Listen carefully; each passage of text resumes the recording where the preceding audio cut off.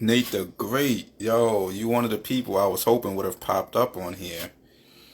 So I haven't made any announcements yet. I was kind of waiting. Okay, he just tapped out. That's crazy. I was mid sentence, but it's alright. Um, Basically, I'm hosting this live to let people know of some upcoming services, including my weekly live interviews, which I will be conducting here on Instagram Live. So if you are watching, if you want to be a part of the live interviews, what's going on, my guy? I thought you clocked out on me half sentence. I was like, damn. But yeah. So every week I am going to be hosting at least 2 interviews here on Instagram Live. If you would like to be added to that, if you know any artist that deserves to be interviewed, let's get it going. My guy Jaws, as I was saying, I'm doing interviews here on live. So if you guys are looking for an outlet to be interviewed, look no further. I'm not charging anybody for any interviews. It's going to be completely free and it's going to be right here on Instagram Live. Today we can actually do the first episode, if anybody wants to be a part of that, so just let me know, you feel me? It's something that I've been thinking about doing for a long time, and this is going to help me transition into my podcast era because a lot of people tell me that I have a nice voice and I should start a podcast. So this is where we at with it. Timbo was good. Yeah, so if anyone here is in tune, even you, Timbo, I know you do a different line of work, but if you ever wanted to be interviewed, we have a history, so the interview could be, popping. But if you know any artists, or if you yourself want to join the show, just send me a nice little DM. Let's do it. Again, this is free of charge. It's going to happen right here on Instagram Live. Depending on who's going to be the guest for the show, we can agree on a time to go live. Other than that, it's all up in the air. And yeah, I got a bunch of other services. So yeah. Now I appreciate you, Nate. Yeah, like I said, if anybody wants to do the first episode today, we can do that. It's literally just a mock run. And I'm willing, if let's just say today is just a mock run, we can do another one. Like, let's say next week or so, you know what I'm saying? This is just a test run to show you guys how that would work. And obviously, as you guys know, if you go live with someone, your followers will also tune in. My followers will also see what you're doing. So let's just say the interview was like super popping, that means my audience now interacts with you. And chances are we all have a lot of mutual followers. So, just look at it as a free investment. That's pretty much what I'm aiming to do, to give us more type of promo, instead of us going deep in our pockets to pay these bloggers, these interviews, journalists, whatever you want to call them, and they don't even know nothing about us. So that's just something I'm going to be doing. But yeah, hit me up, DM me. I'll add you guys to my list, and we'll go from there. Also, I'm doing playlisting. I have a playlist on Spotify. It's been active for a whole year. The same thing applies. If you or another artist feel like you feel like they deserve to be on the playlist, hit me up. I'm doing content creation. I'm doing editing. So with content creation, that also ties into performances. So let's just say you got a show, right? And you don't normally have anyone to record your performance. I've been there before, so this is again what inspired me to create this. You can invite me to the show, heads up. Albeit, those services do cost. However, it's extremely cheap. So I'm charging $25 per service. So playlisting, content creation, editing, those are all $25. Obviously, the Instagram lives, those will be free, but everything else is $25. I'm doing bundle deals. So that means if, let's just say, you want to do content creation, you want to do recording your set at a show, and you want to do an Instagram live, obviously the Instagram live is free. But just for example, what I'm saying? I'll give you a combined price of all three of those. So instead of making you pay $25 individually for each service, let's just say you might even get all three for $50 or $60, or you get what I'm saying? It all is very affordable, and we can eliminate the discouragement that comes with not being able to get an interview, like seeing all your artist friends do interviews and you don't know how to get there, seeing all your artist friends put out content and you don't know how to do that or where to start at. If you go to a show and you see all your friends lit from different angles, like people got their cameras out, you don't have to be discouraged from that no more. I'm here to save y'all. You feel me? I've been doing a lot of work this year alone. I've been learning over the years, but this year alone, I've tapped into the whole business side of everything. I've learned how to do extra services, things of that nature. So I just want to give back to my peoples. But I'm also not money hungry. Obviously, we all got bills to pay, so that's the reason why there's a price tag to it. But I'm not money hungry, so I'm not going to be thirsty to charge you 50, 60, 70 for one service. I'm also just building these platforms as well, so you're growing with me. You know what I'm saying? I have a very diverse fan base, and I have a very small, intimate fan base, and these people actually genuinely love what I do. So, if you, I guess, are looking for a new audience, if you are, I guess, looking for a new platform to introduce yourself, there's a million things I can name this as, but if I interest you with any one of these services, I would appreciate it if you guys definitely DM and let me know what you want to do. So I'm here for everybody. This is for every artist, for every genre, for every form of art. It doesn't matter if you do music, doesn't matter if you paint, doesn't matter if you landscape or you're an architect, doesn't matter if you're a carpenter. It doesn't matter if you do hula hooping, juggling, I don't know. Whatever type of art you do, I'm here to help you get promotion and go further than what you possibly couldn't have done on your own. Because I know how it is being alone, trust me. I've been doing this for years. So, yo, shout out to you, Nate. I haven't spoken to you in a while, but I've been seeing you working, my brother. So that's what I'm saying. Whenever you're ready to join the show, we could talk about all of that. Because I've been watching. You feel me? I've been watching. So I know you've been very active. And if anyone hasn't known, it's been about a good, I want to say maybe 6, 7 years since I've known you. You know what I'm saying? So I'm well aware of the antics, man. I'm well aware of it. So whenever you're ready to talk about it, I'm here for you, brother. And thank you for tuning in and listening to me ramble about this stuff. It's not easy, but thank you. I appreciate that. But yeah, that's what I'm here for. I'm gonna wait for other people to tune into the live so I could repeat this because I know it's only 2 people in here. But if when I'm done with this live, when I post it or whatever, you guys can share it so that your friends can know what's going on. If you want to share this live right now to your peoples, go ahead and do that. I would appreciate it. But definitely just to spread the word, get a few people notified and have them understand what we're building here. I don't know, man. I'm just centered around giving back to everyone. I enjoy networking with people and meeting. Yeah, man, let's do it right now, bro. I'm here, bro. I'm definitely here. Like I said, I'm not doing nothing. This is just a mock interview. And we can schedule an actual one so that way, other people will be more likely to tune in and stuff like that. So yeah, let's do it. Just send me a little request and I got you. Wait, let me see if I can add you from here. Yep.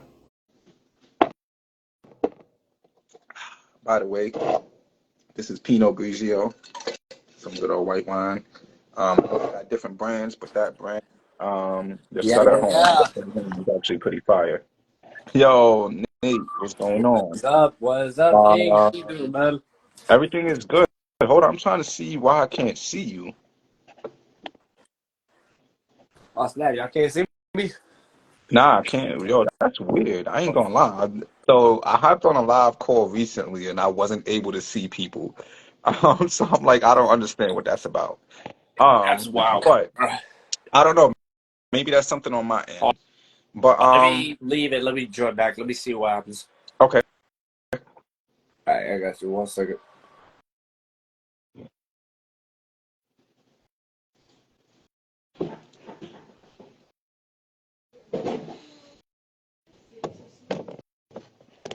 Yeah, just send me a, oh, there you go, boom. You go live. See if he pops up. Accept. Go live. All right, now There you. we go. What's up, my guy? What's up, man? Now. So yo, what's up everybody else that just tuned in? If you are unfamiliar with the guy in this live, that is Nate the Great. Um, if his name doesn't show you that he has bars, because that rhymes automatically, this guy is definitely pretty dope. Um, One thing that interests me about Nate is that he never stops writing. Like this guy, every time I see him, he's always either writing something or just previewing something that he just wrote. So I like that. That's always pretty dope. This guy just doesn't stop. And I just want to tell you, even though you already have it built in you, don't stop. You feel me? So welcome to the mock interview, Nate. What up, y'all? For those of you, thank you for joining. For those of you that are watching, I am doing live interviews here on Instagram. I'm going to do my best to do at least 2 a week. Um, yeah, so just DM me if you guys are interested. A lot of you guys I have seen and I've known for at least a year or more, so it'll be easy for me to conduct these interviews because I know you guys personally. So that's where we at with it. Yeah. Um, so Nate, to start this off, do you want to tell everyone how we met? Yeah, actually, we met through a family member, through your nephew. My oldest nephew, yes. He's like, yeah, the Queens Library for Teens, in over here in Rockaway, over here in Far Rockaway. I was interning over there for like, well, I think for the summer, and then Mhm. your nephew had told me to do music because he was Yeah. in the recording booth that they were having in the library. He would see me in there 24/7. He would see me in front of that computer one lot and see me go in and out of the booth like 24/7 until the staff gotta remove me when it was time to go. Yo, you know what's crazy? What you didn't know is that I used to work at the library down the block from the teen library. The regular Like, library. yeah, the regular Queens Library. I used to work there for years. Like I've been there for like 5 or 6 years. And so when they created the teen library, they ultimately wanted me to work down there because they seen I was good with the young population. I was in the library like writing resumes for older folk, you know what I'm saying? So it was pretty cool. But they wanted me to come down to the teen library. I think the only thing is that the lady that was in charge at the time, she wanted me to cut my hair. And she Miss was Anderson. basically I think that was her name. No, not Miss Anderson, no, because she used to be the director at the main library. There was Oh, another lady there. Yeah, there was another lady. I don't remember her name, but yeah, so she wanted me to cut my hair. At the time, I had braids, and I told her that I'm not cutting my hair for a job. So I never got the job ultimately. However, I as well used to be in that studio every day. Like after work, I'm going down to the teen library because it was open for an extra, I think, hour and a half after the regular library yeah. closed. Yeah, so I was definitely down there when they first got it. So I made a few tracks.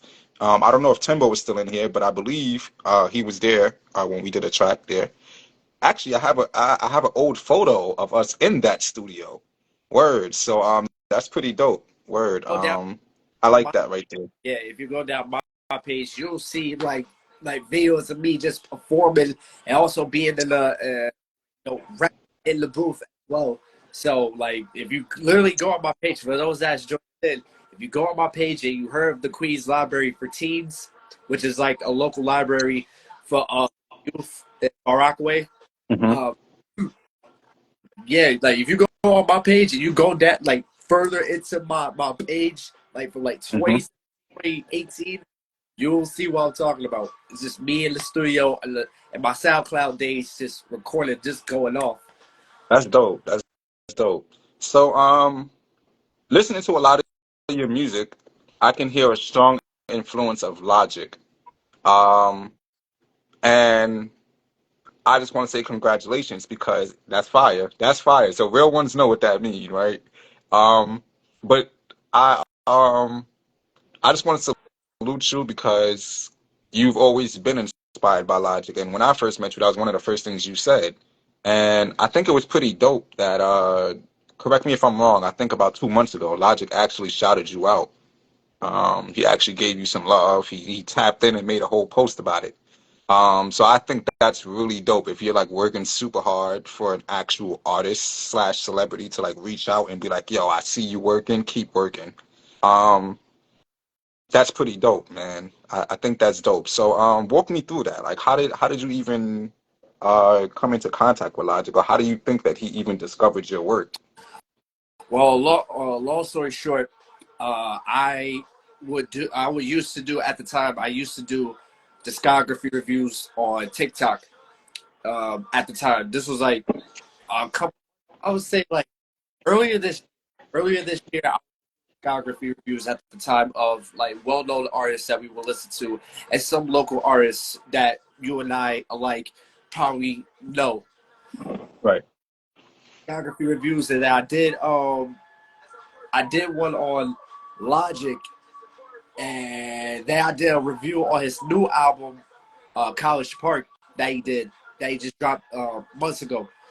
So, and then also I think the next video I think I did a cosplay of him from the mixtape era where he was doing the Young Sinatra mixtapes. For Yeah. those that know that listen or used to listen to Logic, they know about the mixtape eras, like like how he used to wear the gold chain and then the fade Yep. cap. He was when he was doing the Young Sinatra mixtapes and also Under Pressure. And so it was one day I was at the laundromat. I was at the laundromat, Right. put my clothes in the wash machine. I look at my phone, and next thing you know, guess what I see? A notification saying that Logic with the verification mark liked your video and left a comment too. That's fire. Liked it the cosplay video of me dressing up as him from the mixtape era. He then liked it what you call it, the discography review that I did on him, and he left a comment on one of my videos on the music video that I did for Yin Yang, which is a song, the outro song from my last project. Here's some great raps. And he left a comment and he said, "Holy crap, your voice is incredible." And next thing you know, I got the Everybody tattoo, which is the for those that don't know what Everybody is, that's the album that has the 1-800 song. Like, I've been on the low, I've been taking my time. That's That my album, joint, actually. yeah, That Suicide Hotline song. That's what that is. But a lot of people, they would probably, I guess, dismiss it because of what it's about. But I think it's an important song. yeah, and then Everybody that bro, I don't care what anybody says. That is an underrated project. Even though I wish Logic had tweaked it a little bit, but I understand. but other than that, yeah, I got the Everybody tattoo, which I've been wanting to get for years now. I finally got that. He announced that he was going on tour for the College Park tour. I immediately bought the tickets. Once I got paid, once I got some money together, I immediately bought the tickets ASAP. As soon as I started working, I bought them. He then seen the video of me showing my Everybody tattoo, and he was like, he made a duet to it. He basically, how our live is like Yeah, this right now. Yeah, yeah. but Logic's right here and I'm right here, and he duetted it, and he seen that tattoo. See me post that I got the tickets for the album. I mean tickets for the tour. Sorry about that. Tickets for the tour, and he showed love and appreciation. And this is another good one too. This is another good one that I Talk definitely about want to tell you. it. Talk about it. It was me, my homie Tyler, Jay Roman, who is also like a Christian, like a gospel rapper, Okay, phenomenal, that's dope. and Alejandra, who is also a singer as well. So all of us is like chilling. We was doing a talent show, just chilling, etc., etc. And then next thing you know, as we was just vibing and talking to each other, guess who I see on the bottom right? Your boy Lot. Logic. I see That's dope. Bobby. He was chilling right. I was like, That's hold on, dope. Bobby. And I said to myself, you know what? I got to perform Velvet Sky. I got to perform Velvet Sky, the joint, another track that's on my previous project. So I performed that, and Logic was like, "Oh snap! Okay, my guy got bars." And then I showed him the Everybody tattoo. He was like, "Hey, my guy got the Everybody tattoo," and he showed his too. He was like, "What the hell?" That's dope. That's really, really dope, man. I'm happy about that for you. Yeah, and then I went to go see him on the College Park tour out here in NYC when he performed at the Hammerstyle Ballroom over at 34th Street. Okay. The vibe was just incredible. I met a lot of amazing people at that concert, and there was one point where he brought up my homie Alex that literally flew in from New Zealand. He brought him up to rap with him on Gang That's Related, fire. and then That's fire. before he even started, he literally said, "Where's Nate? I see Nate in the crowd, Nate," and he pointed straight at me too. And that's what he said. Like, "I see you working. I love you, bro. And you got bars." And I quote, "You got bars. Keep rapping, cause real soon I'm about to call your ass." That's actually fire. So that was the post that I saw with him saying those exact words, and I was like, "Oh, my boy Nate, son, he made it. He got it." So I just kind of first off, again, I just want to say congratulations on that because that is not an easy feat. Getting your idol to recognize you. Um, And first off, I just want to say that's how hip hop started. You know what I'm saying? That's how we got in front of, well, not we, but that's how our favorite artists got in front of their idols. They literally did everything that they could to make this person recognize them. So we can talk about J. Cole. He did everything for Jay-Z to recognize him. We could talk about Kanye. He did the same thing to get Jay-Z and Dame to recognize him. Here's a few other people. Uh, I know Futuristic. He used to go to like different college campuses and dress up as a nerd and rap in front of the people. If you And then he did it all on his own, but he got a major cosign from Tech Nine. Hobson did the Ill Minds, and I think he also got a cosign from Tech Nine. That's where the song what's the name? It's a song with him and B.O.B. Him, Tech Nine, B.O.B. I forgot the name of it. You- is it? I forgot the name of it, I, but I, it they have a song together. Um, and I think that's what started it because I believe Hobson ended up on another Tech Nine song. Um, Rip Your Head Off. Okay, so Rip Your Head Off, I believe, was the first collab with Hobson and Tech Nine. mm. Um, Motherfucker, I rip your head Oh, off. That shit. You gotta listen to it. The song is actually fire. I'm not gonna lie, I like it. But I think that's interesting that how we as artists tend to know who we truly want to be recognized by, and we focus on that target audience, and that may include our idol. So again, congrats on that. That's not an easy thing to do at all. So I just want to say, same thing I'm gonna tell a lot of other people on the show when they list a big accomplishment. Don't let it go to your head. Just keep on working and understanding that you are a dope artist. You feel me? So look, as long as you keep that in your mind, bro, you got this. already got Bobby looking, got Bobby watching. The only thing, That, the only thing. listen, stay active, bro. Stay active. Um, Another thing I want to talk about, which I've kind of already mentioned, was that you are constantly writing and you're always rapping.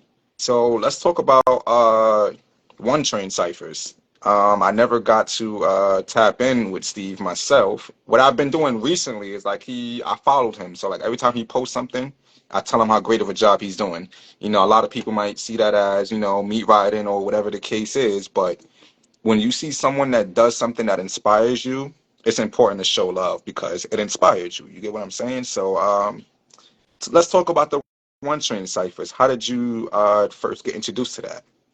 Oh man, how I get introduced to that? So, my guy Mike Mizzle. If for those that don't know or have never been to Legendary Ciphers, my mentor Mike Mizzle, the dude upside down Vaza, he was at Upside down vibe. Let's talk about it.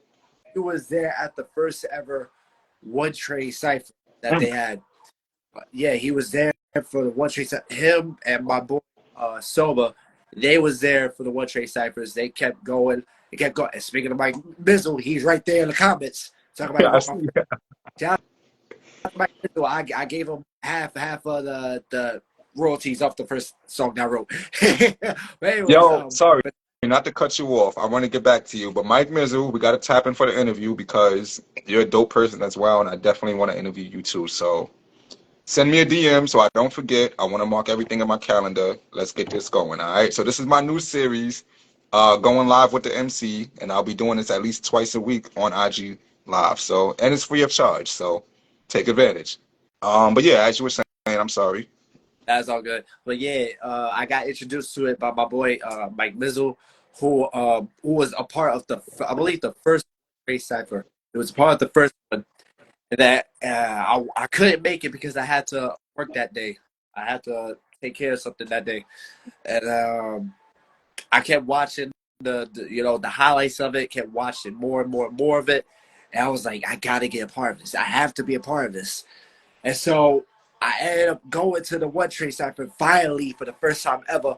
But the last time we had the One Trade Cipher, the cops shut down the damn train, and we ended up having the cipher at what you call it at the High Line. We ended up having it over by 23rd Street, over by the Mm. High Line, and it was I wish we stayed on the train longer, but it's whatever. We did our thing. I went bar for bar with Mike. I went bar for bar with him, which was, in my opinion, the best highlight of the whole entire thing. Not to sound narcissistic or egotistical, but yeah, that was the highlight. Because it's a rarity you see people go bar for bar like that. Um, Facts. and then I went again to the next record that they had over at Van Cortlandt Park over in the Bronx at the last stop on the one train. Because if we had it again on the train, the cops shut it down. Somebody was gonna complain about too many people in this specific cart. You know what I'm saying? So we did that, and it was just a vibe. And shout out to Steve, man. That is the MVP right there. We gotta give Steve his flowers, man, because he is doing his thing.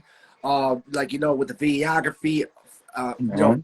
those creatives, the artists, and musicians and instrumentalists. He's on tour with Rust, one of my Yep. people artists, I'll and keep that. I know Russ. That's another thing too. That's And huge, by the way. he's just bringing the community together, which is Hmm. what we need now more than ever in this climate and this state of not just hip hop but music altogether. Like as we speak, you know what I'm saying? No, that's beautiful actually. So shout out to Steve. He's doing a really great thing. And like I said, I always make sure I tell him every time I see him post something. I've never met him in person, but I've just been seeing the one trend ciphers. And once I found out that he was in charge of it, I just couldn't help but give him the praise. Give him his flowers because there's not a lot of people doing that. And it seems I mean, I'm not gonna say it seems because then it's kind of like I'm just like assuming or speculating or whatever, but I can guarantee that he's totally for the community. Like he's really doing this because he wants people to be, like he wants everyone to win, including himself, and that's a beautiful thing.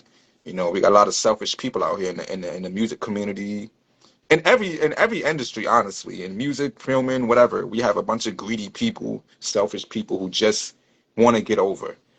So when you find someone who's just like truly for the community, you want to support them at all angles. You want to give them all the praise that they deserve, and you just want to keep on supporting them, because if they don't make Yeah, it, you don't make it. That's how I see it. Like, especially if they're doing something for you. So shout out to him. I hope one day I can get him on a live as well too, because I'm pretty sure he has a lot to talk about. But no, that's pretty dope. yeah. So to take a little backtrack, you mentioned Legendary Ciphers. I personally have not seen you myself at Legendary Ciphers, but that's because I go to Legendary Ciphers like I'm like a unicorn at Legendary Ciphers. Like if I pop up, it's like a once in a blue moon. But there was a point in time where I did go to Legendary Ciphers every Friday. So for those of you watching that don't know, Legendary Ciphers happens, I believe, First from Friday, March to no, November. first Friday of May to the last Friday in Okay. November. So first Friday of May to last Friday of November. It used to be the Um, break. It was this December to break. So we just cut it down to they cut it down to November. Gotcha. I mean, I understand it'd be cold outside. I get it. I get it.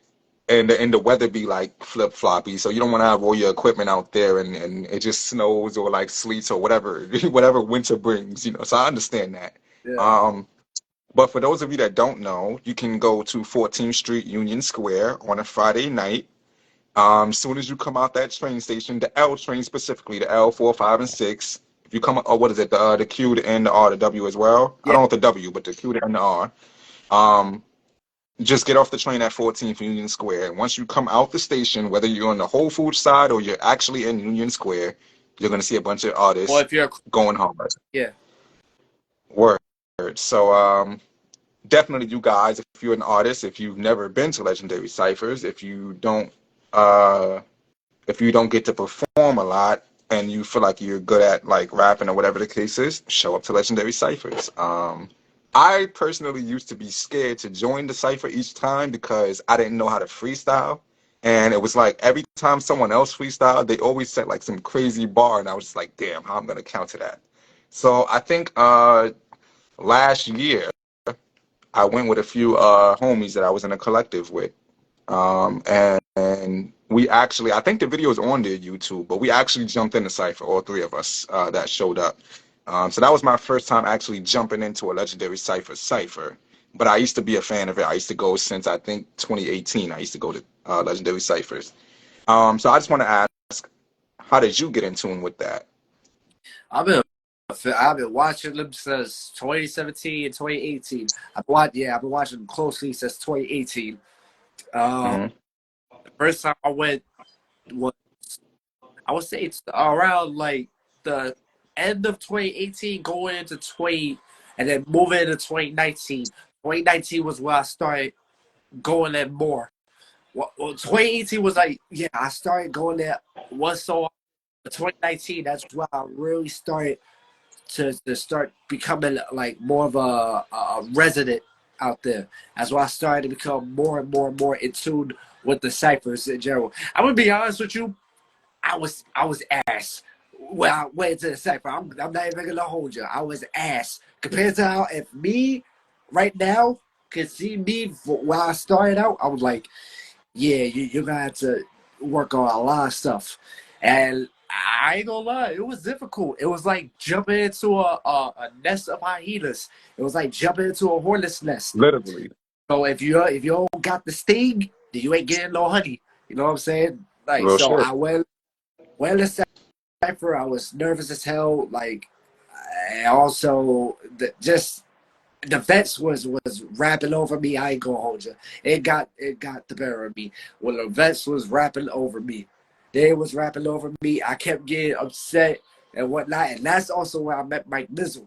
That's where I met Mizzle, who ended up becoming my mentor after getting to know him outside of the cipher and whatnot. That's where I got to meet a whole bunch of different dope ass MCs. Like shout out to Henny Mac, shout out to D Nasty the Master, shout out to Pure Mhm. Majestic, shout out to Mickey Hustles, shout out to like Lex Rush, Dizzy Sets, everybody that's a part of that site or has been there for years. Y'all know exactly who you are. I don't even gotta say their names. So the more I kept going there, I just said, you know what? Nah, this is like a dojo. This is like my second dojo. Besides the dojo that I'm in right now, which is my room, that is also my second dojo, and that's also my family over there too. Even though I ain't gonna lie, rookies that join in the sites, like some of the newcomers that join in, they get cocky. I ain't gonna lie. Like it does get to me sometimes because I don't play that arrogant BS. I don't play that. So, but at the same time, I'd be willing to like. Now that I'm a vet and I've been there for a couple of seasons now, I've used my experience as Aaron, as somebody who's been doing this for basically a decade now, for 10 years straight, 10 plus years now. I basically am using my, not only my platform, but I'm also using my experience to help some of the newcomers, some new prospects come into the safe, and what I would do, I would go bar for bar with them. Like how I spit a bar like 4 lines, and now pass it on to them. Basically giving them that boost, giving them that little push. So yeah, Legendary Ciphers. It definitely, I'm grateful for it, because if it wasn't for Legendary Ciphers, I would have not have met my mentor. I would have not have helped. I would have not have helped create the collective I'm a part of, and I would have not be the lyrical giant that I am right now as we speak. That's dope. And if Mike Mizzle is still in this chat, I just want to give him a quick little shout out. Again, come on the show so we could talk. But I just want to say that I appreciate what you were doing, because I believe there was and Mike Misery, he can jump in the comments right now and verify this. But I went to a Goodies with Tati event last year. And again, I'm a unicorn to those events as well too. Like, there's a lot of events and promoters that see me as a unicorn. Like, I'll pop out once in a blue. But with the Goodies with Tati, I was kind of like riding the momentum that I was on. And from the end of 2021 to like the middle of 2022, I gained like this crazy momentum. So like promoters would like really reach out to me, and like they really like used to be like, hey, we need you here. And it was like, for me, it was like, I didn't realize like how big my impact was. Like, I was just performing because I love to perform. I was like making music because I love to make music, and like whatever I'm doing, I feel like people will relate to this. So I ended up going to the Goodies with Tati show. I think this was probably my first or second show, and I saw Mike there. Like you said, the upside down visor. So it was easy to identify him. I met him at Legendary Ciphers, by the way, but I don't think he remembered me from Legendary Ciphers. I think that, by me posting and being everywhere and stuff, he saw me eventually. I don't know. He can correct me by himself. He can correct me. I don't know exactly where he recognized me from. But when I had walked into the show that day, dude literally asked me if I was MC Reef, and like he just like, yo, I fucks with what you doing. It's really dope. And for me, that was like kind of like one of the first moments of like realization that I'm on the right path. Because like I meet a lot of people who be like, yo, I like what you're doing, but I feel like the validation. I don't look for validation, by the way, but I feel like the validation means a lot more when it comes from uh, someone who's either been following you for a long time, or simply another artist who's like in the same boat as you, and like grinding the same way as you, and in the same rooms as you, and I feel like Mike was that person. So seeing me and giving me the flowers, I knew that when the time that it came for me to turn up, I had to turn up. Like, because I didn't bring anybody to the show. I didn't know anybody at the show. I was literally, okay, so he just confirmed it was Legendary Ciphers. But yeah, like I Did I literally, introduce you to him, or you no, no, guys no. met? Remember I told you I used to go there like on Oh, some unicorn vibes. So every time I would be there, he was there. Like, he was literally there. well, y'all met. I think I was. Yeah, I think I wasn't Yeah, there. yeah, nah. Yeah, and I don't think he was there. Because like I said, I've never seen you at Legendary Ciphers, but I've always seen you like in my stories, or if they made a post or whatever, I saw you in the crowd. So I've never actually physically saw you in the flesh there. So but nah, he's definitely showed me love, and I knew from that first day that once I performed, that if he was like, I guess, interested in the grind, this would solidify it. Because how like a lot of people, they kind of like, they have content, right? And you might not know the story behind that content. So if you look on my page, I got a recent a performance that I just posted from the Spring Urban Fest, and it's crazy because I was posting the video to my YouTube, and my niece was like watching the preview of it, and she asked me, she was like, yo, are the people really singing along? Because in the video you don't hear nothing, but I have the raw recording on my phone. So every show that I go to, I record all my performances. Like, I have to, you know what I'm saying? Because nobody else is going to do it. But when you watch the raw unedited video, you hear everybody in the crowd singing along. You hear the guy on the side questioning me. You hear all of it. You know what I'm saying? And like, for me, it was kind of like, when she asked me that question, I was like, yo, damn, what if everybody else watched this video and they're just like, yo, is anyone singing along, kind of thing? Yeah. Um, so to tie that back in, it was like, I ultimately knew that if I performed, I would have to go super duper hard, because I know there are other people that have seen me, let's just say, from my content that I posted, and then they see me in real life, it's kind of like I gotta live up to that hype, you know, because it's like when you realize people are watching you, you don't want to let them down, you know, and I think a lot of artists with performing, they lose a certain element of their skill when they realize that they're being watched. You know what I'm saying? Like, it's one thing to go to a show and be like, yo, I'm about to kill this show. But when you know you got at least 10 people, you know, that know you, that's in the crowd, when you know that you just bumped into someone randomly that you may not have known, but they're giving you like all the flowers in the garden, and you're like, whoa, I don't even remember this person. You know, it's kind of like, again, a level of disappointment that you don't want to give out. Yeah, you So get too I know comfortable. that was a bit of a handful that I just told in the backstory, but I want to ask you, has there ever been a moment, in relation to the story I just told about Mike, um, has there ever been a moment where, let's just say, you went to a show, you come across either someone you don't really know too well, but they know you, or someone that you know has been supporting you behind the scenes, like someone that's behind the phone screen or the computer screen, the keyboard, so to speak, and they just kind of like, you know, walked up on you and was like, yo, Nate, I saw you at Legendary Cyphers. I saw you at, you know, X, Y, and Z. I saw the Logic shot. Like, has there ever been anyone that kind of like just popped up on you randomly that you didn't know was watching you and you just felt like you had to deliver? Every time, every single time, man. I kid you. Every time, I even and this was a shocker to me too. So my coworker, who works as one of my dispatch managers, Hmm. goes to Legendary Cyphers, and he seen me too. He was like, "Hey, you going to Legendary Cyphers tonight?" And I'm like, "Yeah." Oh, cool, cause I be seeing that you was fire.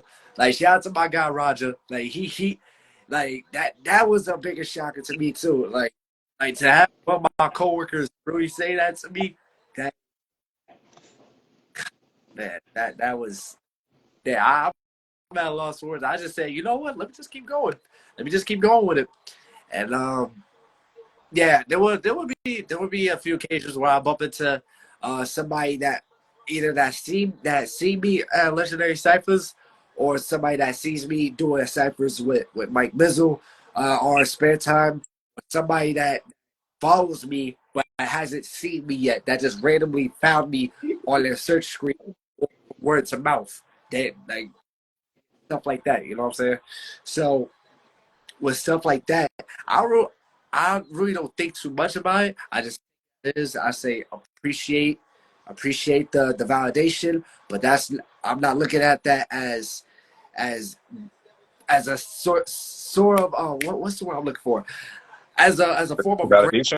yeah yeah of grandstanding validation around that type of. I'm looking at that as motivation, because if I could get some, if I could get some random person that I haven't even met yet through a screen that follows me and tells me that I'm doing something, or that my impacted them, and that's how you know I'm on the right track. That how can I stop? How can Talk about it, why brother. can't I, Talk about it. why do I gotta stop if I can keep going? It's like red light, green light. I see the green light, man. I ain't seeing no red light. The only time I see a red light is if my body's telling me to relax for a minute. Okay. Nah, that's dope that you said that. So, I don't know how long this live is gonna last, but I want to say maybe three or four more questions. Yeah, Um, what's up? so going off of what you just said about meeting someone that you don't really know, right? And delivering a show and I guess receiving praise that you probably didn't know was out there at the moment. Um, how much pressure do you feel when it comes to staying active? Like, for example, let's just say you do a lot of shows, right? Mm. How much pressure do you face to keep doing shows, or to keep showing up to legendary ciphers, or to keep doing the one train ciphers, or anything that you feel is contributing to your journey? How much pressure do you feel from that? Is it kind of like a you wake up and you don't want to do it, but you do it anyway? Is it like I know I got X amount of followers and they all want to see me do this? Is it kind of like you wake up and you're like battling with yourself as far as like, I know I don't got a hard verse, but I'm still gonna show up and so talk about the pressure behind delivering. Yeah, is that last one? Like, it's a mixture of yeah. There be times where I wake up and I feel like, I don't even know if I got a good enough verse in me, but I still get up. I still gotta do what I gotta do, regardless. Even if it's still nothing, you know what I mean. I still gotta get up and do what I gotta do. And also, it's it's like it's also that me fighting that feeling of I don't want I don't want I just want to stay home and just rest my body, but at the same time, it's that pressure that you mentioned. If I don't do this, or I'll do a future opportunity, I might be missing out on something that could possibly impact me, my life, and those around me. You know what I'm saying? Hmm. That type of pressure that lives in the back of my head whenever I don't do like a certain performance or open mic or a certain cipher or festival, because you never know who is there unless you are there. That's the Yeah. that I live underneath. And I tell myself, if I don't attend this cipher, I don't know who is going to be there that could be beneficial to my career, and I might be beneficial to their career as well. I don't know if there's like a certain producer that I might connect with that might be willing to produce a project for me, or Hmm. if I got the beats, like as me, I'm a producer as well. If I got some beats that I want to get together with them, I can sit down and make maybe a collab beat tape. Or if there's like A&R at a label or an independent label, major or independent, and they're looking for artists, and I'm not there, I'm gonna miss out on an opportunity. You know what I'm saying? So it's that type of pressure that lives and resides in the back of my head at certain moments. But I know for a I'm fact, saying that. even if I miss one, there's multiple opportunities there in the near future. I may miss one today, but tomorrow may be something even greater. Okay. So I like that you said that you feel like you would be missing out. So you kind of just answered the question I'm about to ask, but I still want to ask it. I guess it's a double-sided question. So hold on, give me a second. Let me figure out how to ask this. Take your time. Take your time. When you, because I'm in this position a lot, so that's why it's kind of like I gotta ask this. But when you, let's just say, go to an event, right? And Mhm. then let's just say it's a weekly event or a monthly event, right? And you see how you said you kind of like struggle with like going to the event, making sure that you show up, kind of thing to deliver. Even if you don't have a fire verse, you still make the case to show up and do your thing. Have you ever gone to an event, seen people there that wasn't there when you were there, and felt like you missed out, but you also knew that there's not much there. Like if that makes any sense. So if I could, I don't know how to really say this, but so there's been all right. So there's a show. My guy Devi, he does an event every Monday. God damn, Um, right. So he does an event every Monday. really? Um, and I've been to the event several times, right? But there's certain times where I watched it, like he'll go live, or like somebody at the show will go live, or they'll post some kind of footage, and I'll just see everybody in the crowd. It's just like, where were y'all at when I was there, like kind of thing. So, have you ever had one of those moments where, let's just say, I know this might sound like a bit of a far-fetched reach, but let's just say you went to Legendary Cyphers one week and then Logic showed up at the next one and you wasn't there. Like, have you ever had a moment where it was like, damn, I should have been there? Yeah. But at the same time, you know that you're putting in enough work that you don't really have to be at every event. Obviously, there's the FOMO. So I just want to know, how do you deal with the FOMO. For those that Yeah, don't know what FOMO is, it's fear of missing out. yeah. Oh man, so many times. This be, this is why I love and hate Legendary Cypher sometimes because I hate when they fucking do this shit. Every time there's a fire ass Cypher, everybody is like all part, not cutting each other off. Everybody's not everybody's not, yeah, not rapping over one another, not cutting each other off, or egos is not getting in the way, and Mhm. community is actually there between everybody rapping and going bar for bar with one another. Bro, the amount of times that I be there when people is rapping over each other, the crowd is dead. It's barely crowd. But so is me and Mike Mizzle and like some of the heavy hitters is actually there that actually want to hear people spit and actually want to show chemistry. That we gather a bigger crowd, a way bigger crowd. Not to sound like cocky or arrogant, but that's just me, like really being Understand. genuinely legit. There, we whether I'm there or Mike is there, we make sure everybody is rapping with each other. Nobody's cutting each other off. Everybody That's goes bar for bar. dope. They uh they four or they eight, and then we keep it going. Like, you know what I'm saying? And with that chemistry and that uh kinetic energy of everybody just connecting with one another, we gather more of an audience if we keep Mhm. that, if we keep that type of energy going on a weekly basis. But to add on to that, I rarely be at the ciphers like that anymore because again, I am working.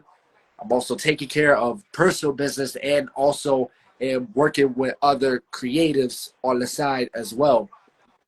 But I do make time once in a while. I'll pop up in there once in a blue moon to um not only to vibe out for the hell of it, but also just to like help hold it down too with some of the newcomers that wants to, the veterans that's Right. in there because vets, and I'm sorry to say this, but some of the vets do not know how to do chemistry. Some of the vets do not know how to mentor the prospects and the newcomers. I have to be real with you because let's really talk about it. The only people that is willing to mentor somebody in that cipher, that someone that's just getting that cipher is trying to make a name for themselves, is either myself or Mike Mizzle or Mickey Hustles or Eli Black.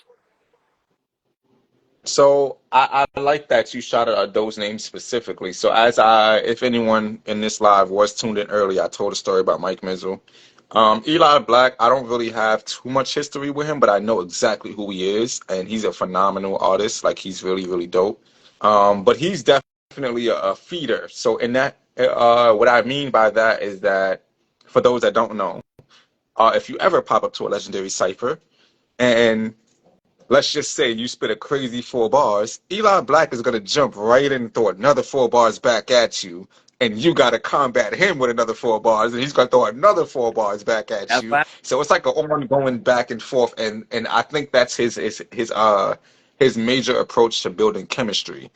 Mickey Hustles, uh, I feel like he doesn't really remember me per se, but I don't like dwell on that. I don't go to sleep at night thinking like, damn, Mickey Hustlers don't remember me. But we go way back to the I don't know the name of the collective, but I think it was Monsters of Bushwick. I mm, think so. But I know what's her name? V1 or something like that. Her name is V something. V Henny V or something like that. But yeah, so she used to conduct shows, like she used to host the shows for Monsters of Bushwick. And I used to always see Mickey Hustles there. So I used to see a bunch of different artists at these shows, but Mickey Hustle always showed up. He always promoted legendary ciphers, and he always made sure that he jumped on the mic to drop some tracks, whether it was written or he freestyled. yeah. Um, so yeah, if anyone has been listening to this whole live, Legendary Ciphers has a bunch of people there, but it's mostly a lot of the vets that show love. But to piggyback off of what you were saying, I do feel like vets need to be more welcoming. You know, they need to understand that sometimes it's not just Monster House. Okay, got you. I knew it was something with Monster in it, but I feel like vets need to let go of the glory days. You get what I'm saying? Like, to be real with you, there's a lot of us that have been making music for years. You know, for example, I'm 32 now. A lot of people don't even know that. You know what I'm saying? I'm in my 30s now.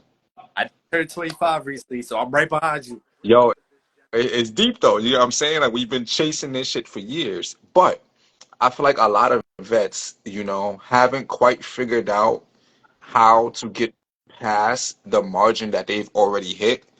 So they hang on to the glory days. Yo, like say for example, yo, I remember Logic hit me up 2 years ago, 3 years ago, and shouted me out. But you haven't done nothing in those 3 years.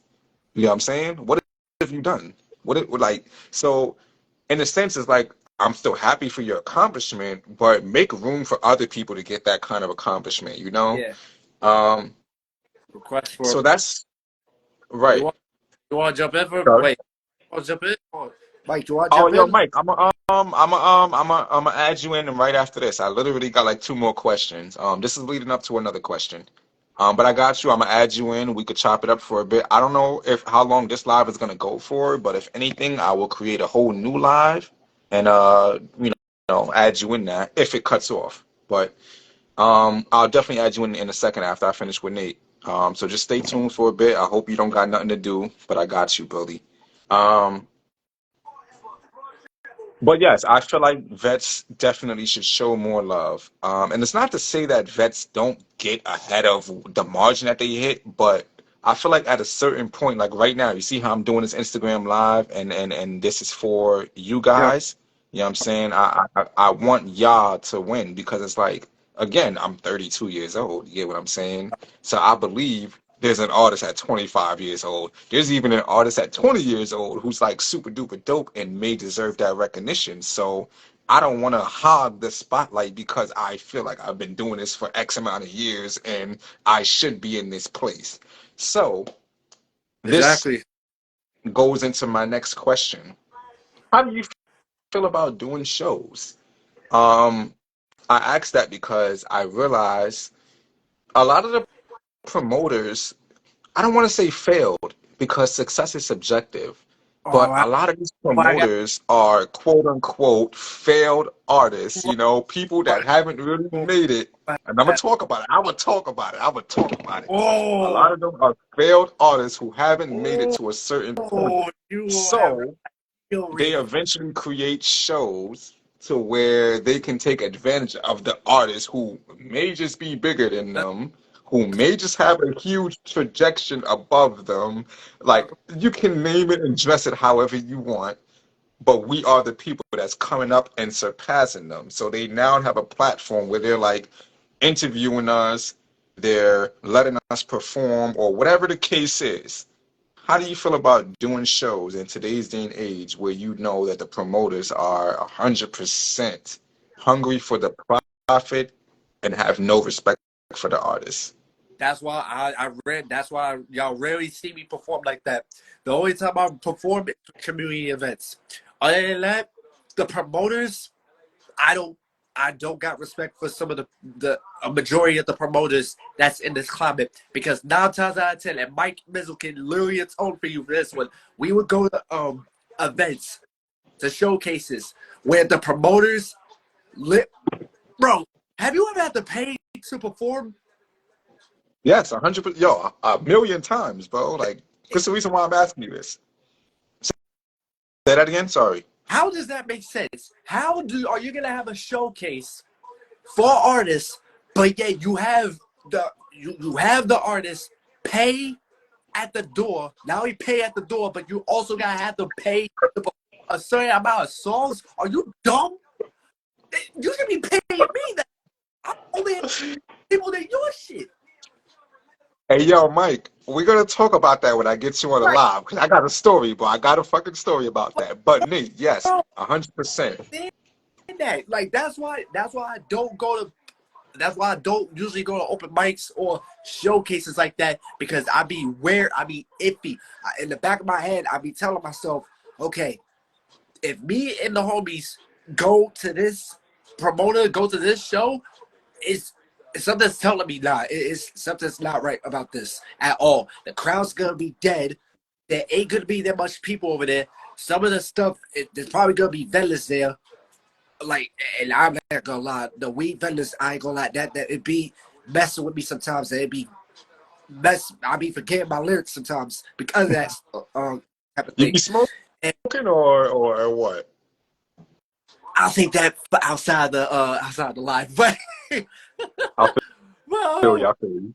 but yeah, it's just I don't understand why some of the promote, bro. If you know that you have this amount of pull and you have much power in your hands to bring this amount of people to this venue to have artists perform here, you should be using your opportunity to put money into them and paying them instead of having them pay to perform, which is completely reversed logic.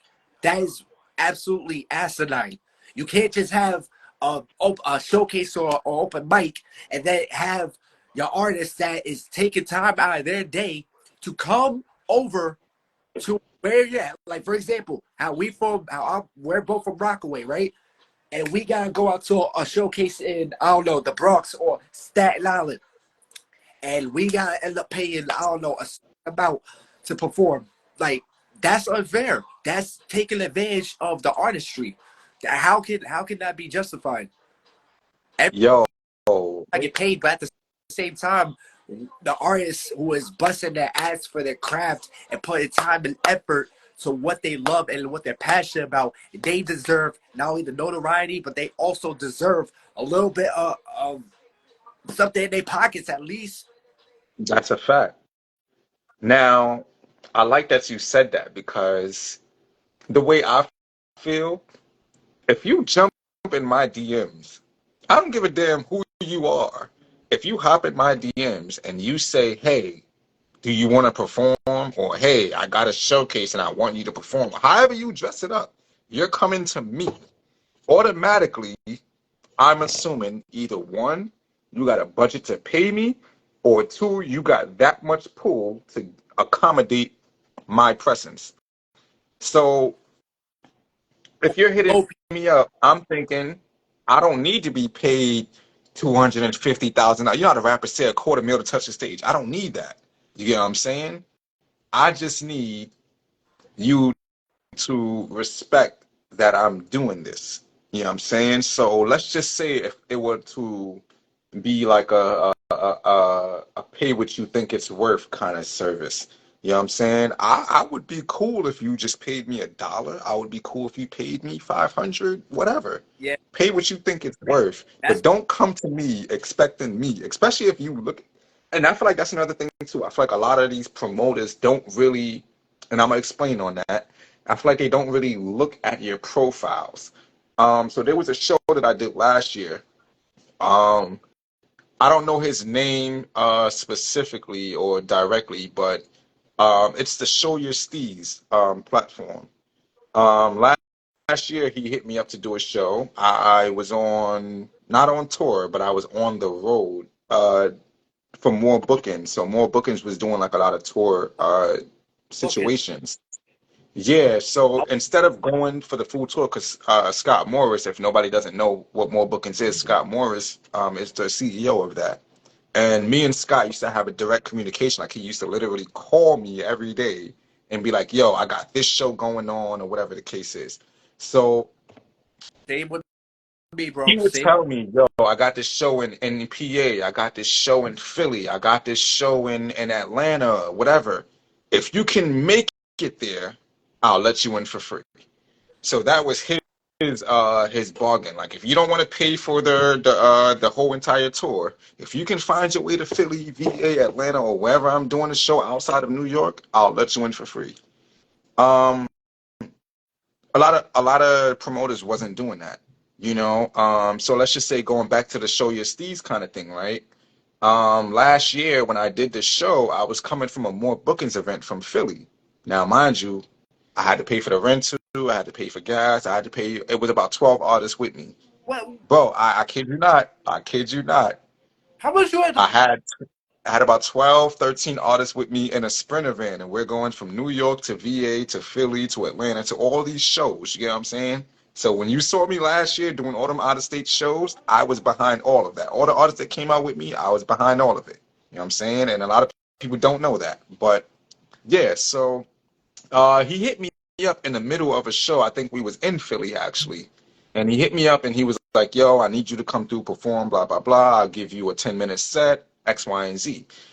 Come to find out, he gave every artist a 10-minute set. So it wasn't even like a special kind of message, you know. It wasn't like he appreciated anything I did. It was more like a, yo, come through and perform at my platform, right? So when I showed up, there's another artist by the name of Erica Kane. A lot of people know who Erica Kane Oh is, shit. right? So Erica Kane is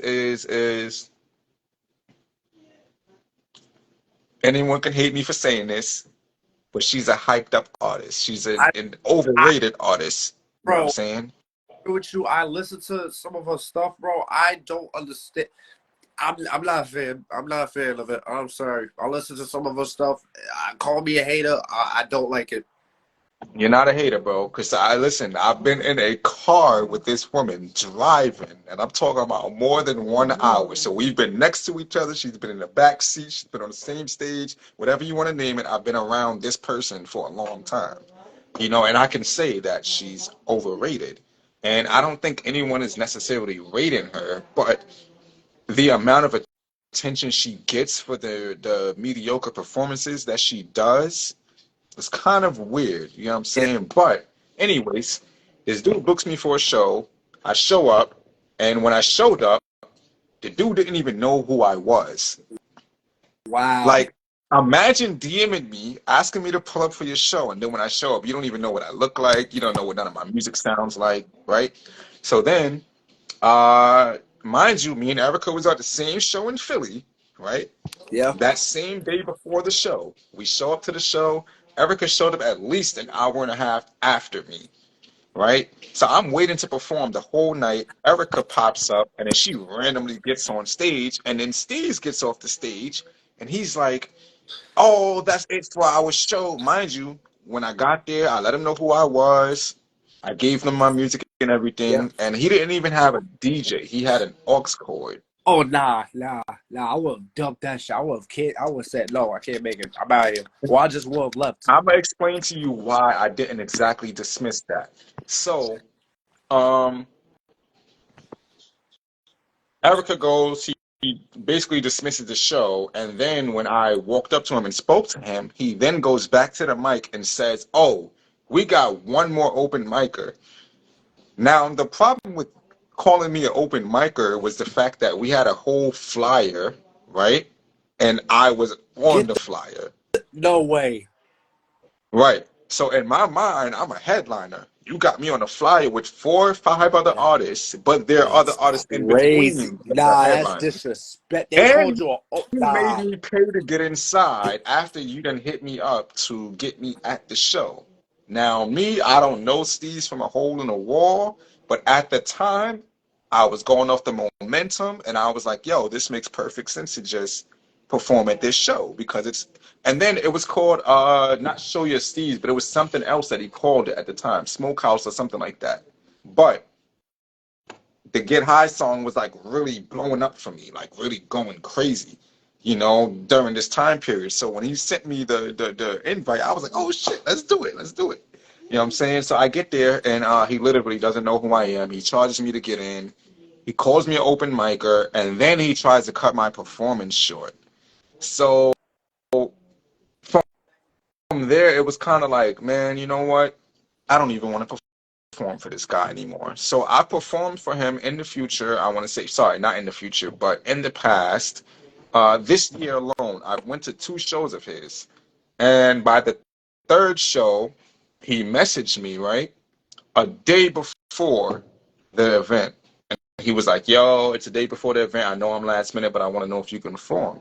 So I told him, I don't want to perform because it's last minute. So if I'm going to pop out to your show, can you accommodate me on entry? I'm not paying no, I don't want to pay to enter. You're hitting me up a day before your show. So for any other artist that's listening or like, like paying attention or whatever the case is, in context, that is super unprofessional unless you're paying me. You know what I'm saying? So unless you're paying me to pop up, I'm not coming out last minute. So this guy hits me up last minute and says, yo, I need you. So I said, okay, entry is $20. For those that don't know, entry is $20. I said to What? him, this is a very last minute thing. I still have to rehearse and get my shit correct. Is there a way you can let me into the show without charging me entry? He said no. So since that day, I have not performed for this promoter. I have not. Every time, and he still messages me to this day. Every month he messages me, hey, how you doing, King? And I leave him right at that message. I never respond to it. I open it to make him know that I saw the message, but I don't respond to it. You feel me? Because it's like, Yeah. I want you to see the same disrespect you're giving me, I'm going to give to you. And I don't even like to match energy, but I believe on standing your ground and being yourself. You get what I'm saying? Like a lot of artists don't know how to stand your ground. So I like that you said that you don't go to these shows at all. Like you don't even want to do it. Um, this is going to be an interesting segue into the last question. Um, well, the second to last question, because it's going to be a short question, the last one. But the second to last question is, how important is it to know your worth as an artist? Like, how do you okay? All right. Um, how important is it to you to stand your ground against promoters, against other artists, let's just say looking for a collab but not offering nothing, like they're not paying you for the verse or they're not giving you royalties. Um, and just even networking with other artists, how do you stand your ground? Like how do you like I guess say no, but not in a disrespectful way, kind of thing.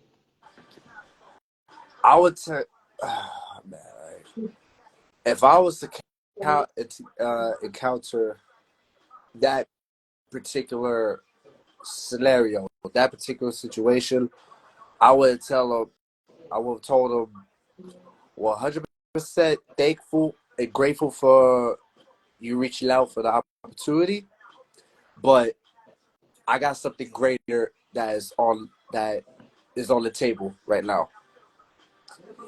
That's And dope. if they say that, oh, but like you want, like, don't you want a bigger platform? It is, bro. I'm happy with the platform that I got.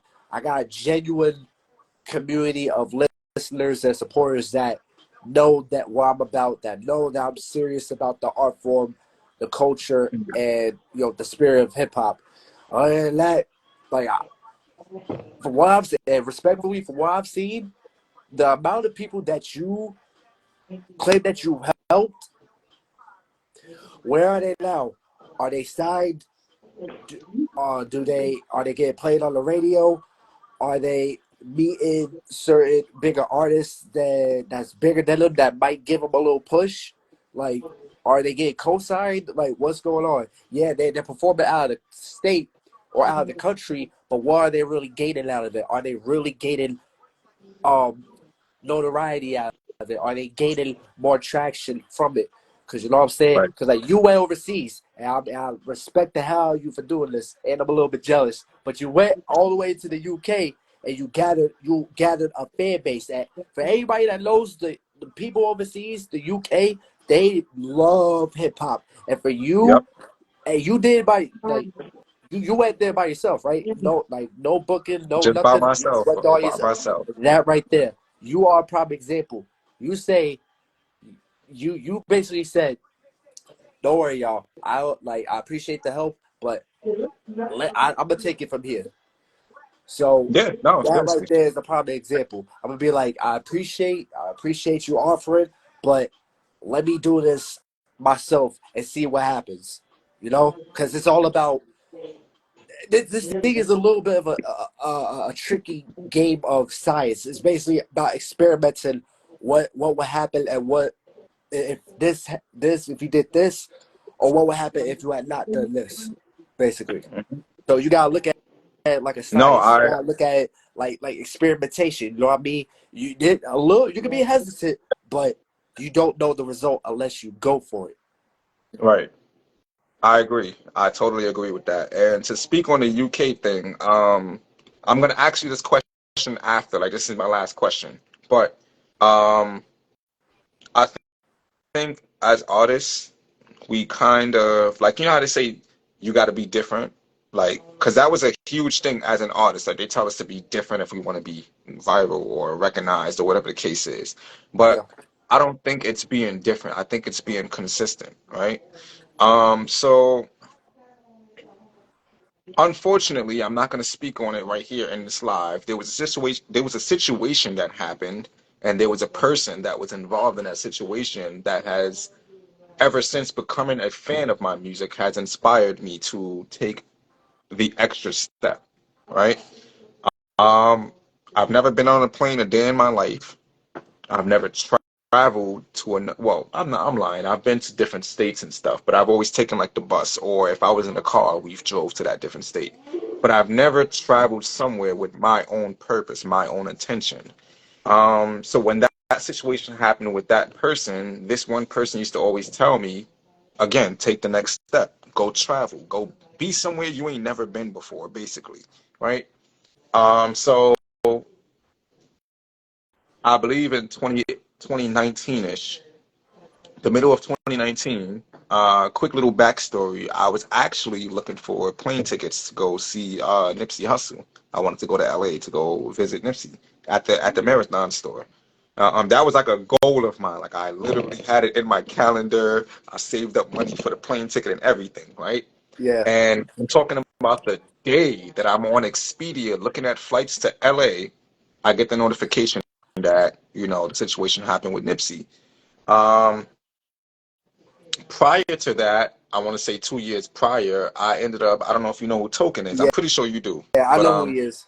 okay, so I went to Token's concerts, all three of them, even the one he had earlier this year. I've been to all three of his tours that he had in New York. And I've joined his cipher. Um, That was at the very first fire. cipher, You and bite that shit, bro. thank you. Appreciate that. Honestly, I felt like the first one I didn't really do too well. Sway showed up, by the way. Sway in the morning, he popped up like after the cipher, like and it was kind of like, damn, son. I feel like if he was there, I probably would have had a reason to go, because I was mad nervous at the time. I think that was like back in 2018, 2019 when I did the cipher the first time. And then he did it again in 2021, but Sway didn't show up, even though he said it on his radio station. He would pop up. He didn't show up. But I did it, and the first time I did it in 2019, I met this radio DJ from London, and he basically told me like, "Yo, if you can find a way to London, I'll give you a radio interview. I'll give you a tour of London. I'll give you whatever, whatever you want to do. If you can make it there, I got you."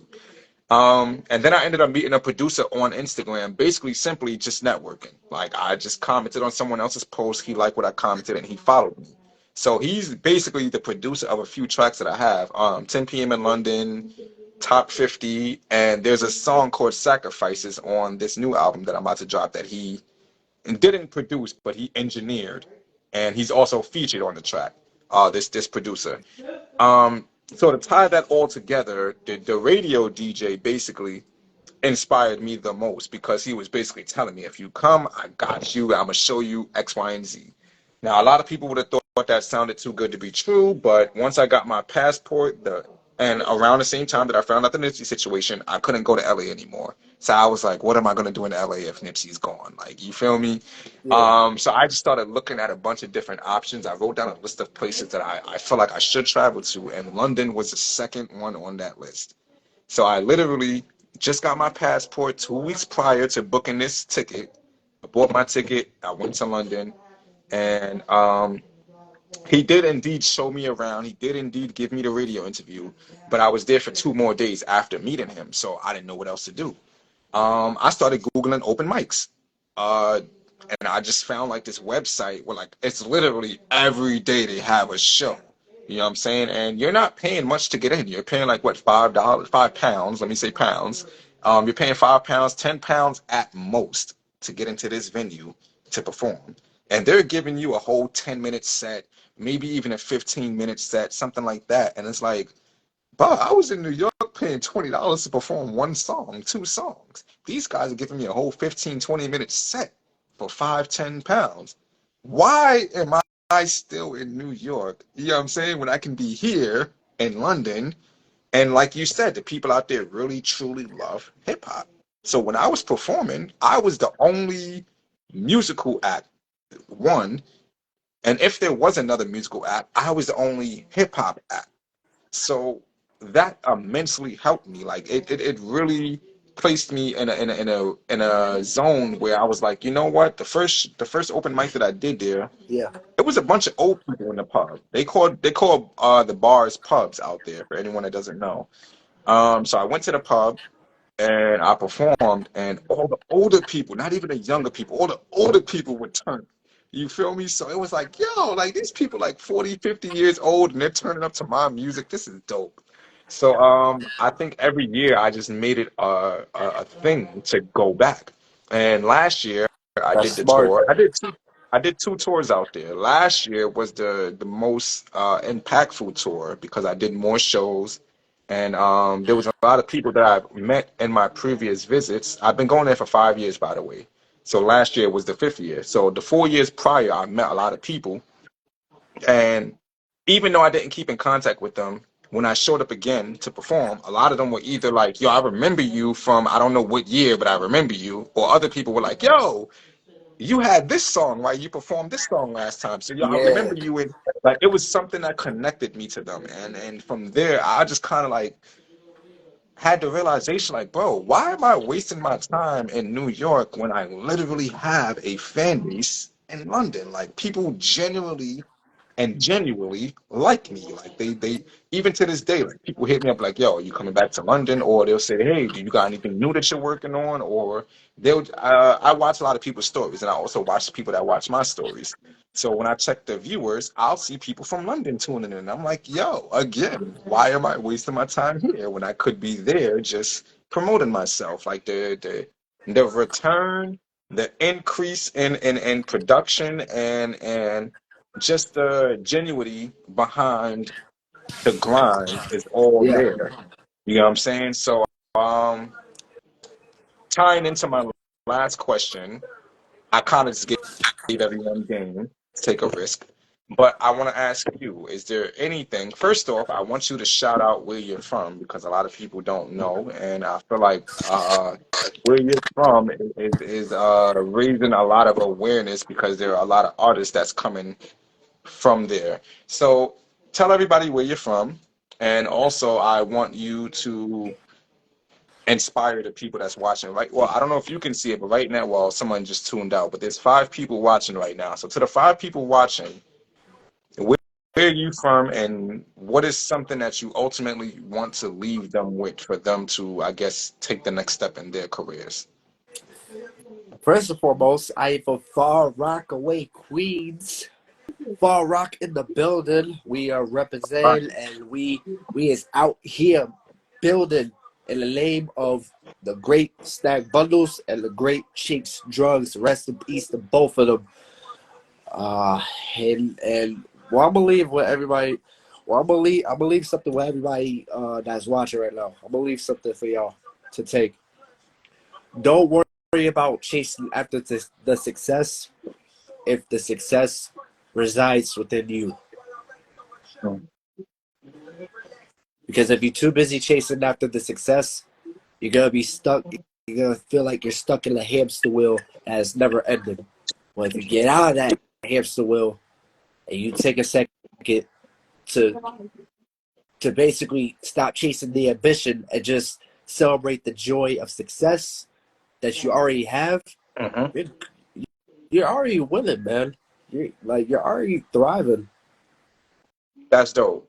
And That that's great. Steve said that too when he was talking to Russ when he was on tour with him, and I took that quote and it resonated with me heavily. So I thought I would pass that on to him. So shout out to Steve too. Okay, no, that's really dope, man. So I'm gonna end this here. We are going to have a second interview. I feel like I probably need to like restudy you and get like more stuff to talk about. We can even revisit some of the same topics because there will be other people viewing by the time we do our next interview. So I just want to say thank you for being my first mock interview. Yeah. You just No, pretty bro. much inspired me to keep doing this because it's just been a thought in my mind for a long time. And to have someone that's as hungry as I am and has, maybe not the same level of experiences, but the same amount of experiences, like you've been active just as long as me, like I think that's pretty dope. And I wouldn't have it no other way. So thank you for being my first. And Thank you for I hope having me, bro. everyone watching, even you, Severe, because I see you in the comments. I didn't get to respond to you yet. But Severe, I've known you for some years now, and I haven't met you personally. But feel That's free my to tune guy. into the IG live. I want to interview you too. You feel me? That's There's a my lot of things we guy. can talk about. Oh, Severe That's too. my See, this is what I'm saying. This is why I guy. love the music community. You feel me? So it's people that really tune in that we've met each other, whether we cross paths for 5 minutes or whatever the case is. We all building that community. So that's the purpose of this live as well too, to get people that I've met or people that to get them connected and let's network. So if y'all like anybody in this chat, please give them a follow. Um, if y'all want to be on the show, simply just DM me and let's get this thing popping. Yeah, so I'm gonna end it here. Mike Mizu, I'm gonna end this live here and I'm gonna recreate a new live and I'm gonna add you to it. So let's do it. Tune into that next live and let's have our interview. All right. Nate the Great, again, let everybody know where they can find you at, what platforms you on. Do you have any new singles or albums coming out or out right now? Talk to them. Yeah, well, you guys can definitely follow me on here, Nate underscore the great 313. Just hit that link in my bio. I am on all platforms: YouTube, Tidal, Apple Music, Spotify, iTunes, whatever it is that you use to listen to your stuff. I am on there. All you gotta do is just hit the link in my bio. I just dropped a new single called "All I Think Is You." I just dropped the music video for it not too long ago. Recently just dropped a beat tape called The Whackness. That's out now on platforms. And yeah, man. Yeah, just give me a follow. I ain't Hollywood. I follow back. I show love. I ain't Hollywood. I ain't Facebook famous like that. You know what I'm saying? Nah, Oh, that's and dope. shout out That's to dope. Uno the Wolf. That's my guy too. That's another dope MC that I worked with as well. Uno the Wolf. Like we have a song that we did during the pandemic, during quarantine, Hmm. where I was just dropping like these mini EPs during the quarantine. So definitely get in tune with Uno the Wolf. He also rapped with Loet Lux. Like he also like got That's some fire. stuff out right now. So That's definitely get fire. in tune with him, y'all. So for all those that's in here, get in tune with Uno. That's Another fire. That's Far fire. Rock So artist right here too. That's another Far Rock artist. Just to that's put that out there. dope. That's dope. That's dope. So once again, Nate, Nate the Great, let me address you fully. Thank you for being my first guest. Thank you for sharing your story, and thank you for inspiring the people that's watching. So this is the first episode of going live with the MC, and this video will be posted on my page as will the other lives, and I'm hoping to create something that's going forward to be bigger than ever. We all got the dream to be successful, whatever we're doing, but I feel like something like this is going to connect the community and definitely grow. So Absolutely. again, thank you for, participating. Anytime, man. Thanks for letting me join in. No doubt, man. Have a great night. Mike Mizu, I'm tuning in to the next live. I'm going to end this one, but I'm going to make another one. So tune in, make sure you request to be in there, and I got you, Brody. Appreciate everyone that tuned in. Thank you.